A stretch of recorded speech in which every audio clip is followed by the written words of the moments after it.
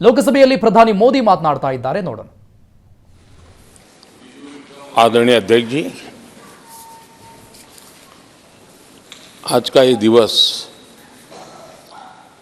लोकतंत्र की एक महान परंपरा का महत्वपूर्ण दिवस है.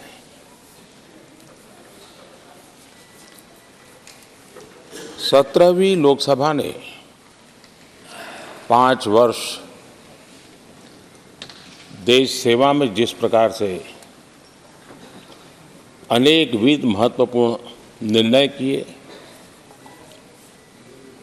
अनेक चुनौतियों को सबने अपने सामर्थ्य से देश को उचित दिशा देने का प्रयास, एक प्रकार से ही आज का दिवस हम सबकी उन 5 वर्ष की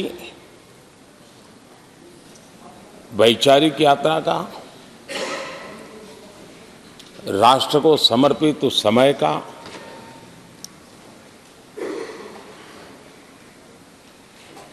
देश को फिर से एक बार अपने संकल्पों को राष्ट्र के चरणों में समर्पित करना ये अवसर है.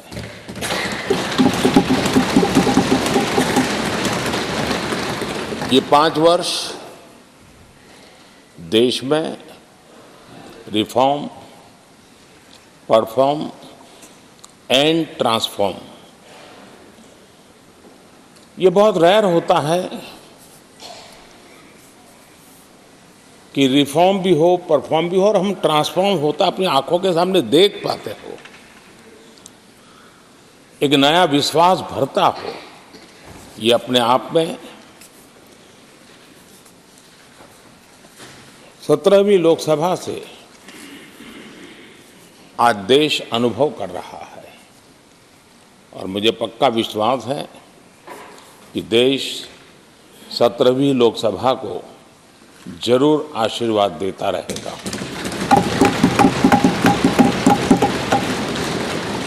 इन सारी प्रक्रियाओं में सदन के सभी माननीय सदस्यों का बहुत महत्वपूर्ण रोल रहा है, महत्वपूर्ण भूमिका रही है और ये समय है कि मैं सभी माननीय सांसदों का इस गृह के नेता के नाते भी और आप सबके एक साथी के नाते भी आप सबका अभिनंदन करता हूं.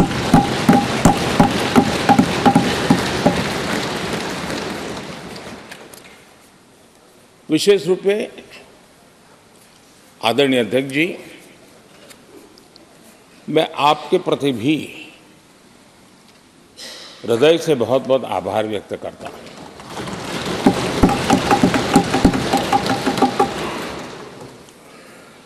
पांचों वर्ष कभी कभी सुमित्रा जी मुक्त हास्य करती थी, लेकिन आप हर पल आपका चेहरा मुस्कान से भरा रहता था. यहाँ कुछ भी हो जाए लेकिन कभी भी उस मुस्कान में कोई कमी नहीं आई.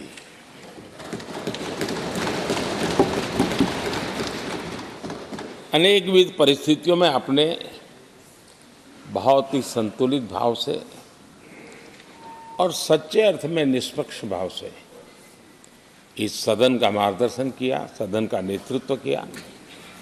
मैं इसके लिए भी आपकी भूरी भूरी प्रशंसा करता हूं.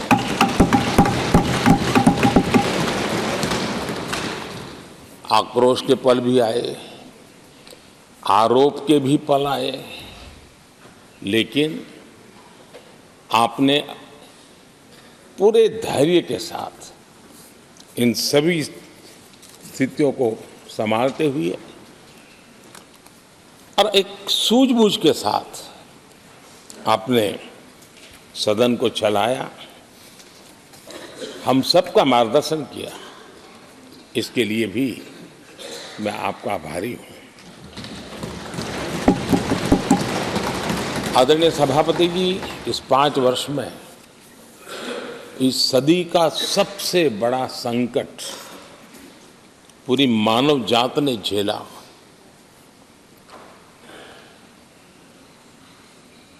कौन बचेगा, कौन बच पाएगा, कोई किसी को बचा सकता है कि नहीं बचा सकता,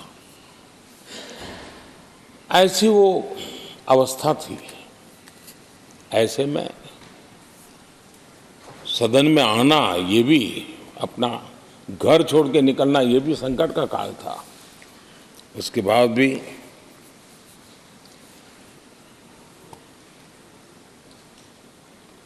जो भी नई व्यवस्थाएं करनी पड़ी, आपने उसको किया। देश के काम को रुकने नहीं दिया। सदन की गरिमा भी बनी रहे और देश के आवश्यक कामों को जो गति देनी चाहिए वो गति भी बनी रहे, और उस काम में सदन की जो भूमिका है वो रत्ती भर भी पीछे न रहे। इसको आपने बड़ी कुशलता के साथ संभाला और दुनिया के लिए एक उदाहरण के रूप में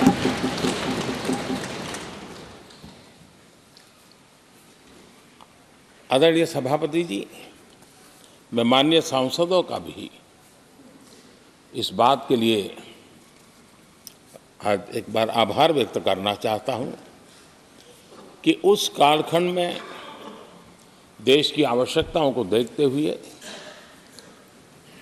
सांसद निधि छोड़ने का प्रस्ताव माननीय सांसदों के सामने रखा और एक पल के विलंब के बिना सभी माननीय सांसदों ने सांसद निधि से मुक्त। इतना ही नहीं, एक देशवासियों को पॉजिटिव मैसेज देने के लिए अपने आचरण से समाज को एक विश्वास देने के लिए सांसदों ने अपनी सैलरी में से 30% कटौती का निर्णय सबने खुद ने किया, ताकि देश को भी विश्वास हुआ कि ये सबसे पहले छोड़ने वाले लोग हैं।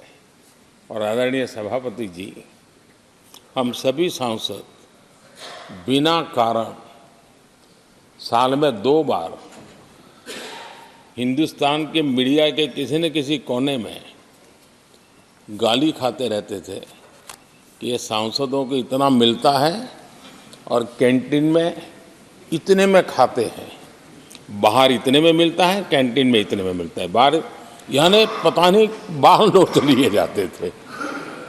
आपने निर्णय किया सबके लिए समान रेट होंगे कैंटीन में, और सांसदों ने कभी भी विरोध नहीं किया, शिकायत भी नहीं की, और सभी सांसदों की बिना कारण इतनी फजेत करने वाले लोग मजे लेते थे, उससे हम सबको आपने बचा लिया। इसके लिए भी मैं आपका आभार व्यक्त करता हूं। आदरणीय सभापति जी, ये बात सही है कि हमारे कई लोकसभा के, चाहे 17वीं हो, 16वीं हो, 15वीं हो, संसद का नया भवन होना चाहिए, इसकी चर्चा सबने की, सामूहिक रूप से की, एक स्वर से की, लेकिन निर्णय नहीं होता था। ये आपका नेतृत्व है जिसने निर्णय किया, चीज़ों को आगे बढ़ाया, सरकार के साथ अनेक मीटिंगें की, और उसी का परिणाम है कि आज देश को ये नया संसद भवन प्राप्त हुआ है। आदरणीय सभापति जी, एक संसद के नए भवन में एक विरासत का अंश और जो आज़ादी की पहली पल थी उसको जीवंत रखने का हमेशा हमेशा हमारे मार्गदर्शक रूप में ये सेंगोल को यहाँ स्थापित करने का काम, और अब प्रतिवर्ष उसको सेरेमोनियल इवेंट के रूप में उसको हिस्सा बनाने का एक बहुत बड़ा काम आपके नेतृत्व में हुआ है, जो भारत की आने वाली पीढ़ियों को हमेशा हमेशा हमें आज़ादी के उस प्रथम पल के साथ जोड़ के रखेगा, और आज़ादी की वो पल क्यों थी हमें वो याद रहेगा, तो देश को आगे ले जाने की वो प्रेरणा भी बनी रहेगी। उस पवित्र काम को आपने किया है। आदरणीय सभापति जी, ये भी सही है कि इस कालखंड में G20 की अध्यक्षता का भारत को मिली। भारत को बहुत सम्मान मिला। देश के हर राज्य ने अपने अपने तरीके से विश्व के सामने भारत का सामर्थ्य और अपने राज्य की पहचान बखूबी प्रस्तुत की, जिसका प्रभाव आज भी विश्व के मन पर है। उसके साथ आपके नेतृत्व में G20 की तरह P20 का जो सम्मेलन हुआ और विश्व के अनेक देशों के स्पीकर्स यहाँ आए, और मदर ऑफ डेमोक्रेसी भारत किस महान परंपरा को लेकर के, किस डेमोक्रेटिक वैल्यूज को लेकर के सदियों से हम आगे बढ़े हैं। व्यवस्थाएं बदली होगी, लेकिन डेमोक्रेटिक मन भारत का हमेशा बना रहा है। उस बात को आपने विश्व के स्पीकर्स के सामने बखूबी प्रस्तुत की, और भारत को लोकतांत्रिक व्यवस्थाओं में भी एक प्रतिष्ठा प्राप्त कराने का काम आपके नेतृत्व में हुआ। आदरणीय सभापति जी, मैं एक बात के लिए आपका विशेष अभिनंदन करना चाहता हूं। शायद हमारे सभी माननीय सांसदों का और मीडिया का भी उस तरफ ध्यान नहीं गया है। हम संविधान सदन जिसको कहते हैं, जो पुरानी संसद, जिसमें महापुरुषों के जन्म जयंती निमित्त उनकी प्रतिमा को पुष्प चढ़ाने के लिए हम लोग एकत्र आते हैं, लेकिन वो एक 10 मिनट का इवेंट होता था और चले जाते थे। आपने देश भर में इन महापुरुषों के लिए वक्तृत्व स्पर्धा, निबंध स्पर्धा का एक अभियान चलाया। उसमें से जो बेस्ट ऑरेटर होते थे और बेस्ट एसेज होते थे, हर राज्य से 2-2 बालक उस दिन दिल्ली आते थे, और उस महापुरुष की जन्म जयंती के समय, पुष्प वर्षा के समय वो मौजूद रहते थे, देश के नेताओं को, और बाद में वो पूरा दिन भर रह करके उस पर अपना व्याख्यान देते थे। वे दिल्ली के अन्य स्थान पर जाते थे, वो सांसद की गतिविधियों को समझते थे। यानी अपने ये निरंतर प्रक्रिया चला करके देश के लाखों विद्यार्थियों को भारत की संसदीय परंपरा से जोड़ने का बहुत बड़ा काम किया, और ये परंपरा ये आपके खाते में रहेगी, और आने वाले समय में हर कोई बड़े गौरव के साथ इस परंपरा को आगे बढ़ाएगा। मैं इसके लिए भी आपका अभिनंदन करता हूँ। आदरणीय अध्यक्ष जी, संसद की लाइब्रेरी जिसको उपयोग करना चाहिए वो कितना कर पाते थे वो तो मैं नहीं कह सकता हूँ, लेकिन आपने उसके दरवाजे सामान्य व्यक्ति के लिए खोल दिए। ज्ञान का ये खजाना, परंपराओं की विरासत, उसको आपने जन सामान्य के लिए खोल करके बहुत बड़ी सेवा की है। मैं इसके लिए भी आपका हृदय से अभिनंदन करता हूँ। पेपरलेस पार्लियामेंट, डिजिटलाइजेशन, आपने आधुनिक टेक्नोलॉजी हमारी व्यवस्था में कैसे बने। शुरू में कुछ साथियों को दिक्कत रही, लेकिन अब सब इसके आदी हो गए हैं। सब मैं देखता हूँ जब यहाँ बैठे हैं तो कुछ न कुछ करते रहते हैं। तो अपने आप में एक बहुत बड़ा काम आपने किया है। ये एक स्थायी व्यवस्थाएं आपने निर्माण की है। मैं इसके लिए आपका बहुत आभार व्यक्त करता हूँ। आदरणीय अध्यक्ष जी, आपकी कुशलता और माननीय सांसदों की जागरूकता, उन सबका संयुक्त प्रयास मैं कह सकता हूं कि जिसके कारण 17वीं लोकसभा की प्रोडक्टिविटी करीब करीब 97% रही है।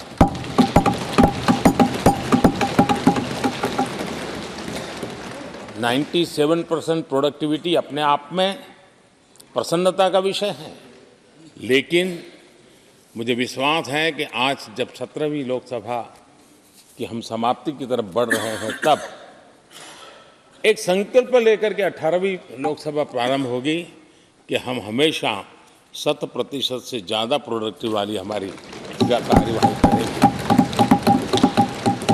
और उसमें भी 7 सत्र 100% से भी ज़्यादा प्रोडक्टिविटी वाले रहे। ये भी, और मैंने देखा आपने रात रात बैठ करके भी हर सांसदों के मन की बात को आपने सरकार के ध्यान में लाने का भरपूर प्रयास किया। मैं इन सफलता के लिए सभी माननीय सांसदों का और सभी फ्लोर लीडर्स का भी हृदय से आभार और अभिनंदन व्यक्त करता हूं। पहले सत्र में, 17वीं लोकसभा के पहले सत्र में दोनों सदन ने 30 विधेयक पारित किए थे। ये अपने आप में रिकॉर्ड है।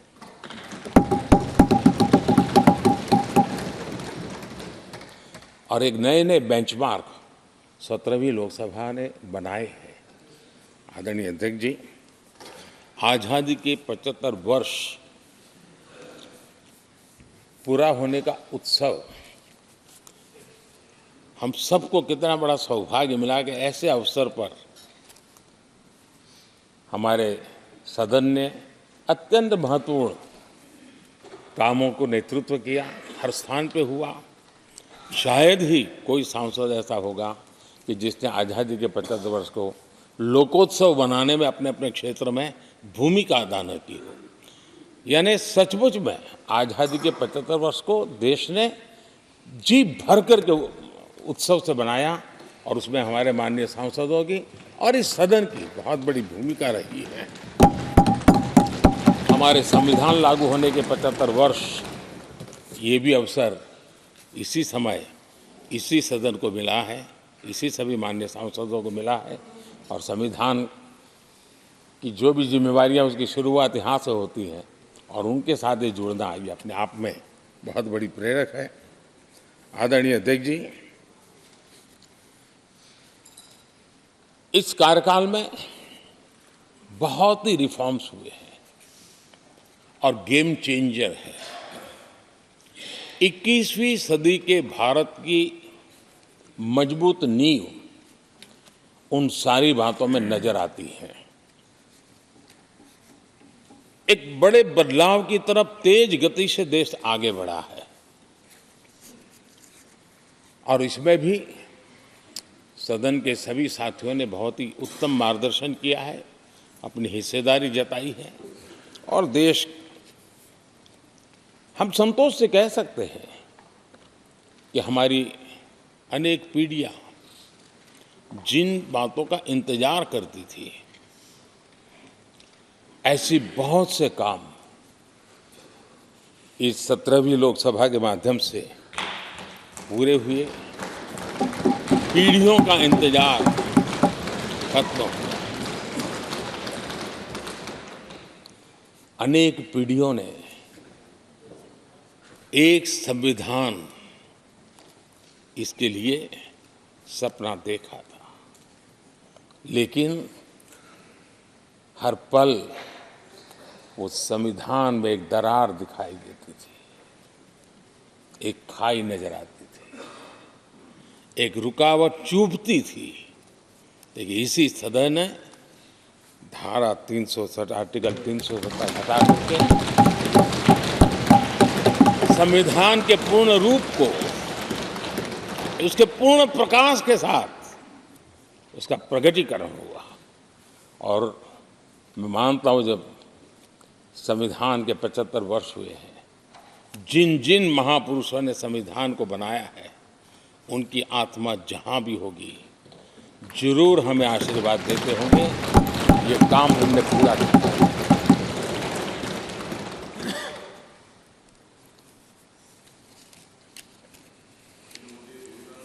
कश्मीर के भी जम्मू कश्मीर के लोगों को सामाजिक न्याय से वंचित रखा गया था। आज हमें संतोष है कि सामाजिक न्याय का जो हमारा कमिटमेंट है वो हमारे जम्मू कश्मीर के भाई बहनों को भी पहुंचा करके हम आज एक संतोष की अनुभूति कर रहे हैं। आदरणीय अध्यक्ष जी, आतंकवाद नासूर बनके देश के सीने पर गोलियां चलाता रहता था। मां भारती की धरा आए दिन रक्त रंजित हो जाती थी। देश के अनेक वीर होनहार लोग आतंकवाद के कारण बलि चढ़ जाते थे। हमने आतंकवाद के विरुद्ध सख्त कानून बनाए, इसी सदन ने बनाए। मुझे पक्का विश्वास है कि उसके कारण जो लोग ऐसी समस्याओं का लिए जूझते हैं उनको एक बल मिला है, मानसिक रूप के उनका कॉन्फिडेंस बढ़ा है और भारत को पूर्ण रूप से आतंकवाद से मुक्ति का उसमें एक एहसास हो रहा है और वो सपना भी सिद्ध होके रहेगा।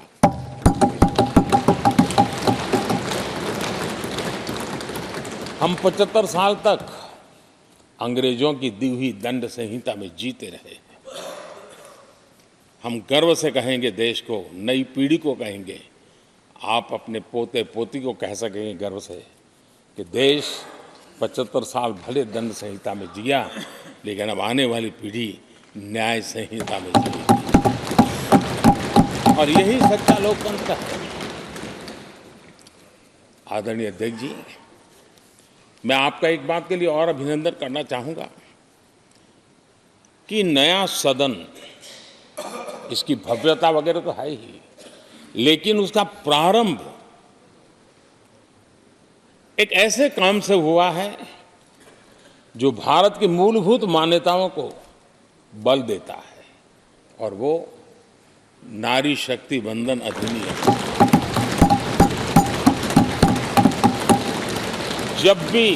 जब भी इस नए सदन की चर्चा होगी तो नारी शक्ति वंदन अधिनियम, इसका जिक्र होकर के, यानी एक, और भले ही वो छोटा सत्र था लेकिन दूरगामी निर्णय करने वाला सत्र था। इस नए सदन की पवित्रता का एहसास उसी पल शुरू हो गया था, जो हम लोगों को एक नई शक्ति देने वाला है। और उसी का परिणाम है कि आने वाले समय में जब बहुत बड़ी मात्रा में यहाँ हमारी माताएं बहनें बैठी होगी, देश गौरव की अनुभूति होगी।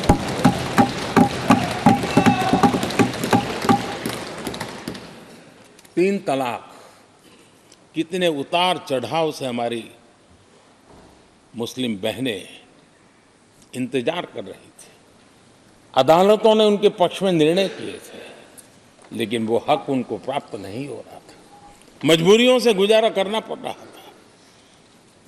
कोई प्रकट रूप से कहें, कोई अप्रकट रूप से कहें, लेकिन 3 तलाक से मुक्ति का बहुत महत्वपूर्ण और नारी शक्ति के सम्मान का काम 17वीं लोकसभा ने किया है। सभी माननीय सांसद, उनके विचार कुछ भी रहे हो, उनका निर्णय कुछ भी रहा हो, लेकिन कभी न कभी तो कहेंगे कि हाँ, इन बेटियों को न्याय देने का काम भी करने के समय हम वहाँ मौजूद हैं। पीढ़ियों से होता यह न्याय हमने पूरा किया है और वो बहनें हमें आशीर्वाद दे रही है। आदरणीय अध्यक्ष जी, आने वाले 25 वर्ष हमारे देश के लिए बहुत महत्वपूर्ण है। राजनीति की गहमागहमी अपनी जगह पे है, राजनीतिक क्षेत्र के लोगों की अपनी आशा आकांक्षा अपनी जगह पे है, लेकिन देश की अपेक्षा, देश की आकांक्षा, देश का सपना, देश का संकल्प ये बन चुका है। 25 साल वो हैं जो देश इच्छित परिणाम प्राप्त करके रहेगा।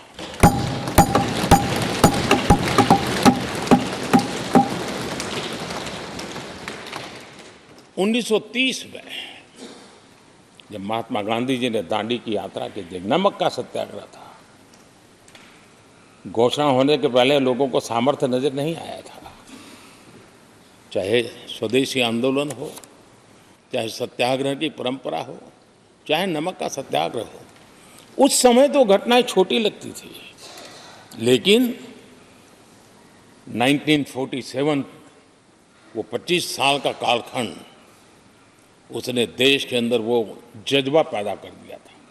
हर व्यक्ति के दिल में वो जज्बा पैदा कर दिया था कि अब तो आज़ाद होकर रहना है। मैं आज देख रहा हूँ कि देश में वो जज्बा पैदा हुआ है। हर गली मोहल्ले में हर बच्चे के मुंह से निकला है कि 25 साल में हम विकसित भारत बना के रहेंगे। इसलिए ये 25 साल मेरी देश की युवा शक्ति के अत्यंत महत्वपूर्ण कालखंड है, और हम में से कोई ऐसा नहीं होगा जो नहीं चाहता होगा कि 25 साल में देश विकसित भारत न बने। हर किसी का सपना है। कुछ लोगों ने सपने को संकल्प बना लिया है, कुछ लोग शायद संकल्प बनाते देर हो जाएगी, लेकिन जुड़ना हर एक को होगा। और जो जुड़ भी नहीं पाएंगे और जीवित होंगे तो फल तो जरूर खाएंगे। ये मेरा आदरणीय अध्यक्ष जी, ये 5 वर्ष युवाओं के लिए बहुत ही ऐतिहासिक कानून भी बने हैं। व्यवस्था में पारदर्शिता लाकर युवाओं को नए मौके दिए गए हैं। पेपर लीक जैसी समस्या जो हमारे युवाओं को चिंतित करती थी, हमने बहुत ही कठोर कानून बनाया है ताकि उनके मन में जो सवाल या निशान था और उनको व्यवस्था के प्रति उनका गुस्सा था, उसको एड्रेस करने का सभी माननीय सांसदों ने देश के युवाओं के मन के भाव को समझ करके बहुत ही महत्वपूर्ण निर्णय किया है। आदरणीय अध्यक्ष जी, ये बात सही है कि कोई भी मानव जात अनुसंधान के बिना आगे नहीं बढ़ सकती है। उसको नित्य परिवर्तन के लिए अनुसंधान अनिवार्य होते हैं, और मानव जात का लाखों साल का इतिहास गवाह है कि हर काल में अनुसंधान होते रहे हैं, जीवन बढ़ता चला गया है, जीवन का विस्तार होता गया है। इस सदन ने विधिवत रूप से कानूनी व्यवस्था खड़ी करके अनुसंधान को प्रोत्साहन देने का बहुत बड़ा काम किया है। नेशनल रिसर्च फाउंडेशन, ये कानून आमतौर पर रोजमर्रा की राजनीति की चर्चा का विषय बन नहीं पता, लेकिन इसके परिणाम बहुत दूरगामी होने वाले हैं, और इतना बड़ा महत्वपूर्ण काम ये 17वीं लोकसभा ने किया है। मुझे पक्का विश्वास है देश की युवा शक्ति में इस व्यवस्था के कारण दुनिया का रिसर्च और का एक हब हमारा देश बन सकता है। हमारे देश की युवा के टैलेंट ऐसी है, आज भी दुनिया की बहुत कंपनी ऐसी हैं जिनके इनोवेशन के काम आज भी भारत में हो रहे हैं, लेकिन एक बहुत बड़ा हब बनेगा, यह मेरा पूरा विश्वास है। आदरणीय अध्यक्ष जी, 21वीं सदी में हमारी बेसिक नीड्स पूरी तरह बदल रही है। कल तक जिसका कोई मूल्य नहीं था, कोई ध्यान नहीं था, वो आने वाले में बहुत अमूल्य बन चुका है। जैसे डेटा, पूरी दुनिया में चर्चा है डेटा का सामर्थ्य क्या होता है। हमने डेटा प्रोटेक्शन बिल ला करके पूरी भावी पीढ़ी को सुरक्षित कर दिया है। पूरी भावी को एक नया शस्त्र हमने उसके हाथ में दिया है, जिसके आधार पर वो अपने भविष्य को बनाने के लिए इसका सही इस्तेमाल भी करेंगे। और digital personal data protection act, ये हमारी 21वीं सदी की पीढ़ी को और दुनिया के लोगों को भी भारत के इस एक्ट के प्रति रुचि बनी हुई है। दुनिया के देश उसका अध्ययन करते हैं, अपना नई नई व्यवस्था अनुकूल करने के लिए प्रयास कर रहे हैं। और डाटा का उपयोग कैसे हो, उसकी भी उसमें गाइडलाइंस है। अनेक प्रकार से प्रोटेक्शन का पूरा प्रबंध करते हुए इसका सामर्थ्य कैसे आए, जिस डेटा को लोगों गोल्ड माइन कहते हैं, न्यू ऑयल कहते हैं, मैं समझता हूँ वो सामर्थ्य भारत को प्राप्त। और भारत इस शक्ति के इसलिए विशेष है क्योंकि विविधताओं से भरा हुआ देश है। हमारे पास जिस प्रकार की जानकारी और हमारे साथ जुड़े हुआ डेटा जो जनरेट होता है, सिर्फ हमारा रेलवे पैसेंजर्स का डेटा कोई देख ले, दुनिया के लिए एक बहुत बड़ा संशोधन का विषय बन सकता है। उसकी ताकत को हमने पहचान करके इस कानूनी व्यवस्था को दिया है। आदरणीय अध्यक्ष जी, जल थल नभ, इस सदियों से इन क्षेत्रों की चर्चा चली है, लेकिन अब समुद्री शक्ति और स्पेस की शक्ति और साइबर की शक्ति, एक ऐसी त्रिविध शक्तियों का मुकाबला करने की आवश्यकता खड़ी हुई है। और विश्व जिस प्रकार के संकटों से गुजर रहा है और विश्व जिस प्रकार के विचारे प्रभाव पैदा करने का प्रयास कर रहे हैं, तब इन क्षेत्रों में हमें सकारात्मक सामर्थ्य भी पैदा करना है और नकारात्मक शक्तियों से अपने आप को, हर चुनौती को चुनौती लेने का सामर्थ्य भी बनाना है। और उसके लिए आवश्यक स्पेस से जुड़े रिफॉर्म्स बहुत अनिवार्य थे और बहुत दूरगामी दृष्टि के साथ स्पेस के रिफॉर्म का काम हमारे यहाँ हुआ है। आदरणीय अध्यक्ष जी, देश ने जो आर्थिक रिफॉर्म किए हैं उसमें 17वीं के लोकसभा के सभी माननीय सांसदों की बहुत बड़ी भूमिका रही है। बीते वर्षों में हजारों कंप्लायंसेस बेवजह हम जनता जनार्दन को ऐसी चीज़ों में उलझाए रखा। ये गवर्नेंस की एक ऐसी विकृत व्यवस्था विकसित हो गई, उसमें से मुक्ति दिलाने का बहुत बड़ा काम हमारे यहाँ हुआ है और इसके लिए भी ये सदन का मैं आभारी हूँ। यानी इस प्रकार के कंप्लायंसेस के बोझ में सामान्य व्यक्ति तो दब जाता है। और मैंने तो एक बार लाल किले से भी कहा था, हम जब मिनिमम गवर्नमेंट मैक्सिमम गवर्नेंस कहते हैं, मैं दिल से मानता हूं कि लोगों की जिंदगी में से जितना जल्द सरकार निकल जाए उतना ही लोकतंत्र का सामर्थ्य बढ़े। रोजमर्रा की जिंदगी में हर डगर पे सरकार टांग क्यों अड़ाए? हाँ, जो अभाव में है उसके लिए सरकार हर पल मौजूद हो, लेकिन सरकार का प्रभाव उसकी जिंदगी को ही रुकावट बना दे, ऐसी लोकतंत्र नहीं हो सकता है। और इसलिए हमारा मकसद है सामान्य मानवी की जिंदगी से सरकार जितनी हट जाए, कम से कम उसकी जिंदगी में सरकार का नाता रहे, वैसा समृद्ध लोकतंत्र दुनिया के सामने हमने आगे बढ़ाना चाहिए। उस सपने को पूरा करेंगे।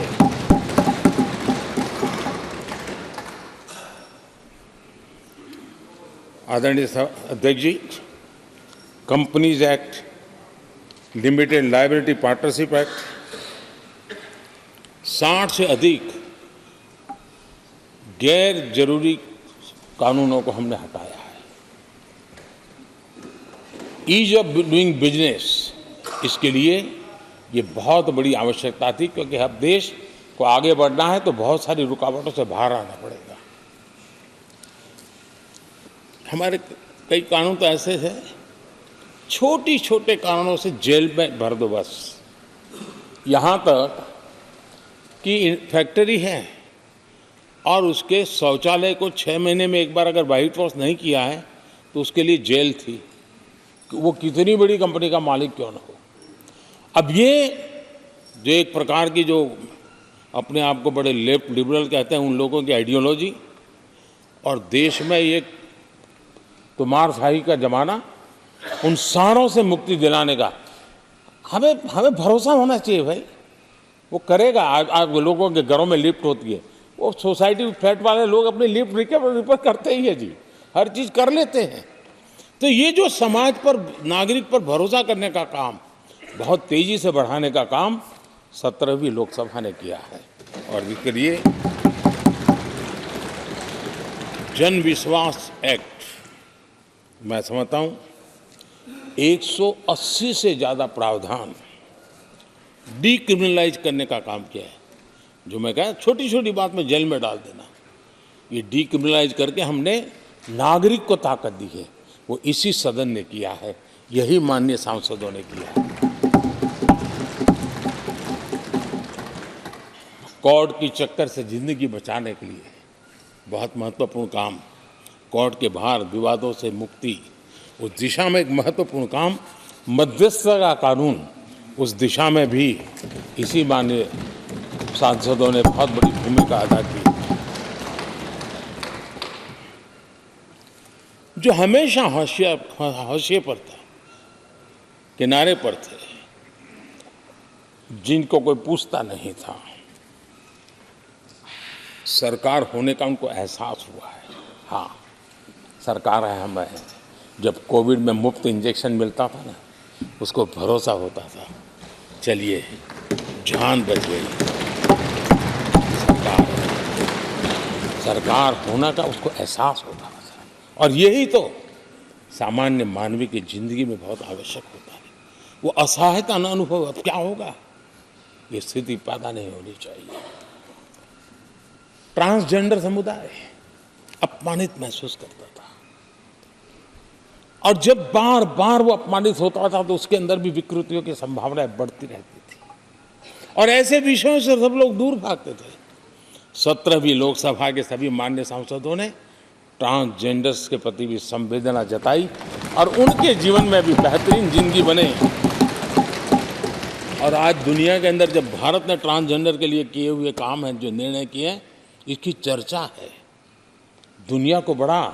जब हम कहते हैं ना, हमारे यहाँ इवन हमारे माता बहनों के लिए प्रेगनेंसी के लिए 26 वीक की डिलीवरी के समय की छुट्टी, दुनिया के समृद्ध देशों को भी आश्चर्य होता है। अच्छा, यानी ये प्रोग्रेसिव निर्णय यहीं पर हुए हैं, इसी 17वीं लोकसभा में हुए हैं।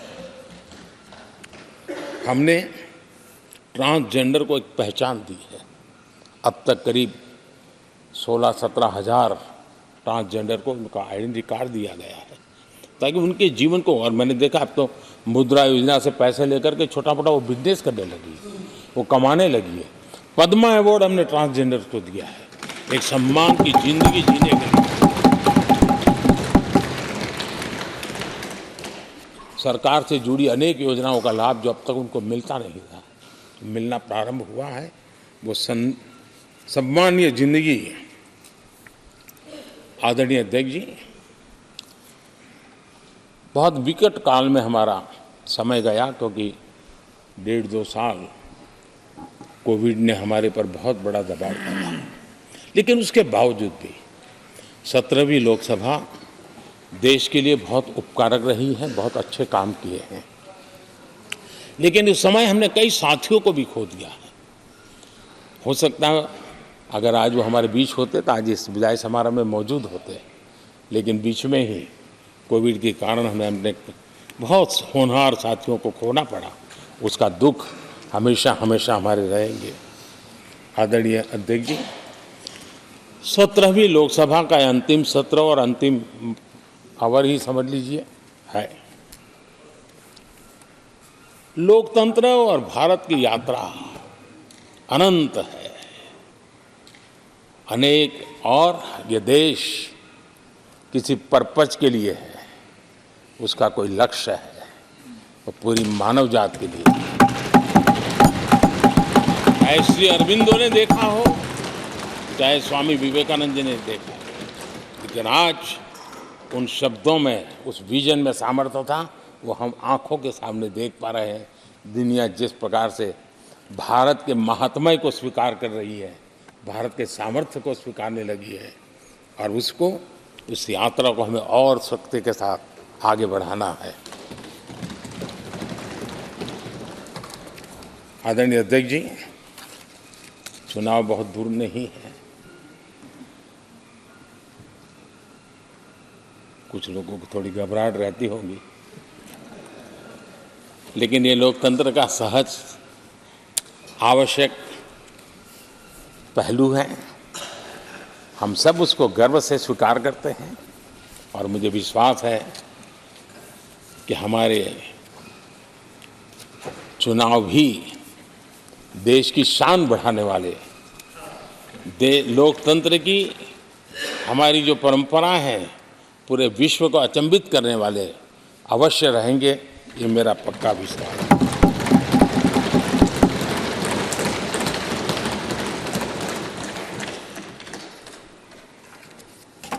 आदरणीय अध्यक्ष जी, मैं सभी माननीय सांसदों का जो सहयोग मिला है, जो निर्णय हम कर पाए हैं, और कभी कभी हमले भी इतने मज़ेदार हुए हैं कि हमारे भीतर की शक्ति भी खिल करके निकली है। और मेरा तो परमात्मा की कृपा रही है कि मुझे जब चुनौती आती है तो ज़रा और आनंद आता है।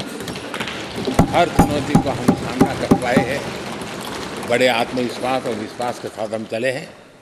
आज राम मंदिर को लेकर के इस सदन ने जो प्रस्ताव पारित किया है, वे देश की भावी पीढ़ी को इस देश के मूल्यों पर गर्व करने की संवैधानिक शक्ति देगा। ये सही है कि हर किसी में ये सामर्थ्य नहीं होता है कि ऐसी चीज़ों में तो कोई हिम्मत दिखाते हैं, कुछ लोग मैदान छोड़ के भाग जाते हैं, लेकिन फिर भी भविष्य के रिकॉर्ड को देखेंगे तो आज जो व्याख्यान वो हुए हैं, जो बातें रखी गई हैं, उसमें संवेदना भी है, संकल्प भी है, सहानुभूति भी है और सबका साथ सबका विकास के मंत्र को आगे बढ़ाने का उसमें तत्व भी है। यह देश बुरे दिन कितने ही क्यों न गए हो, हम भावी पीढ़ी के लिए कुछ न कुछ अच्छा करते रहेंगे।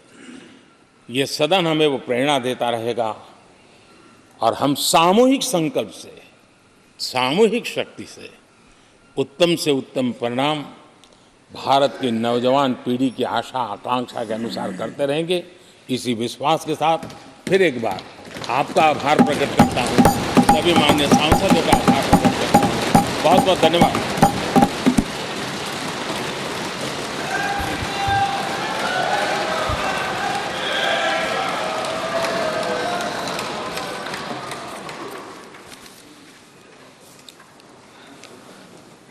माननीय प्रधानमंत्री जी,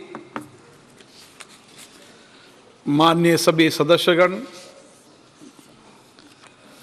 7वीं लोकसभा के इस सत्र के साथ लोकसभा का आज समापन हो रहा है।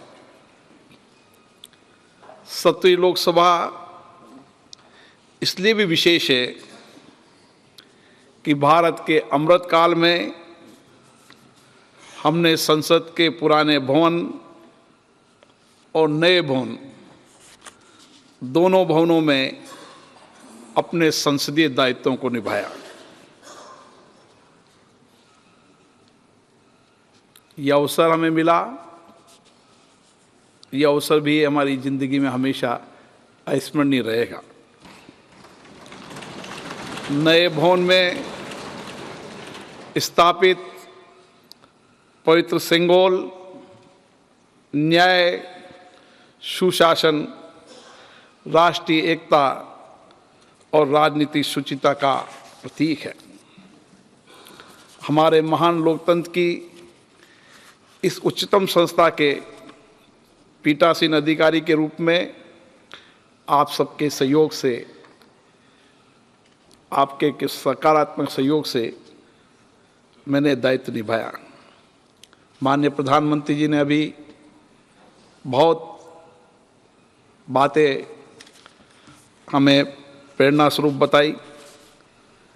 हमारे लिए ये पल ऐतिहासिक पल रहेगा, अद्भुत भी रहेगा और हमारी जिंदगी में लोकतंत्र की इस यात्रा के लिए हमेशा स्मृतिपूर्ण वाला ये काल हमारे लिए रहेगा। इस 5 वर्ष के अंदर जनता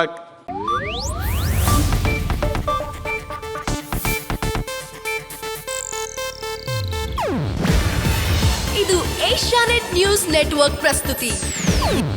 ನೀವು ನೋಡ್ತಿದ್ದೀರಾ ಏಷ್ಯಾನೆಟ್ ಸುವರ್ಣ ನ್ಯೂಸ್.